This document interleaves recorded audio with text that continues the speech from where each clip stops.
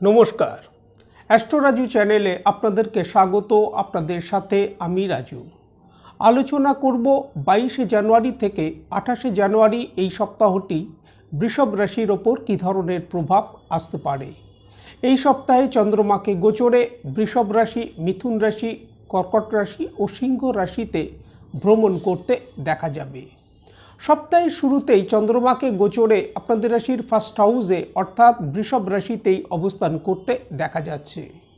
সোমবার বিকেল 4টের পর চন্দ্রমা গোচরে আপনাদের রাশির দ্বিতীয়ভাবে অর্থাৎ মিথুন রাশিতে প্রবেশ করবে এবং বৃহস্পতিবার রাত্রির 1:30 আগে পর্যন্ত চন্দ্রমাকে গোচরে মিথুন রাশিতেই অবস্থান করতে দেখা যাবে।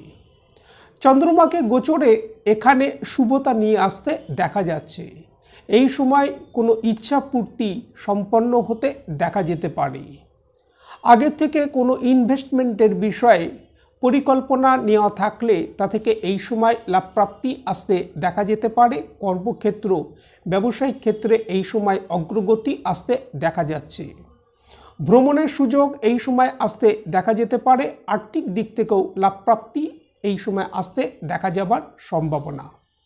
নিজেদের ক্রোধ ও জেদের প্রতি কিছুটা নিয়ন্ত্রণ রেখে চলা উচিত। মানসিক একটা বিষণ্ণতা এই সময় মনের মধ্যে কাজ করতে দেখা যেতে পারে।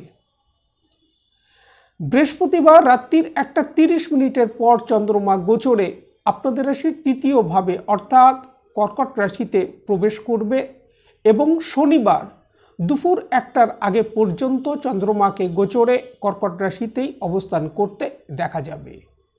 আর্থিক দিক থেকে এই সময় কিছু লাভপ্রাপ্তি আসতে দেখা যেতে পারে। এই সময় জাতকের উৎসাহ, উদ্দীপনা এগুলো বৃদ্ধি পেতে দেখা যাবে। জাতকের মধ্যে সাহস, পরাক্রম বৃদ্ধি পাবে। এই সময় ভ্রমণের সুযোগ এই সময় আসতে দেখা যেতে পারে। গভর্নমেন্ট সেক্টর বা টেকনিক্যাল ফিল্ডের সাথে যারা যুক্ত তাদের এই সময় লাভপ্রাপ্তির সম্ভাবনা দেখা যায়। শনিবার দুপুর 1টার পর চন্দ্রমা গোচরে আপনাদের রাশির চতুর্থভাবে অর্থাৎ সিংহ রাশিতে প্রবেশ করবে এবং সপ্তাহের শেষ চন্দ্রমাকে গোচরে সিংহ রাশিতেই অবস্থান করতে দেখা যাবে। আর্থিক দিক থেকে কিছু লাভপ্রাপ্তি এই সময় আসতে দেখা যেতে পারে। তবে মানসিক একটা সমস্যা এই সময় মনের মধ্যে কাজ করতে দেখা যাবে, যার কারণে মানসিক স্থিতির সাথে সাথে স্বাস্থ্যের প্রতি এই সময় খেয়াল রাখা উচিত। যে কোনো সিদ্ধান্ত নেবার ক্ষেত্রে সতর্কতা অবলম্বন করা উচিত। কারোর ওপর নির্ভর করে কোনো সিদ্ধান্ত এই সময় নেওয়া উচিত নয়।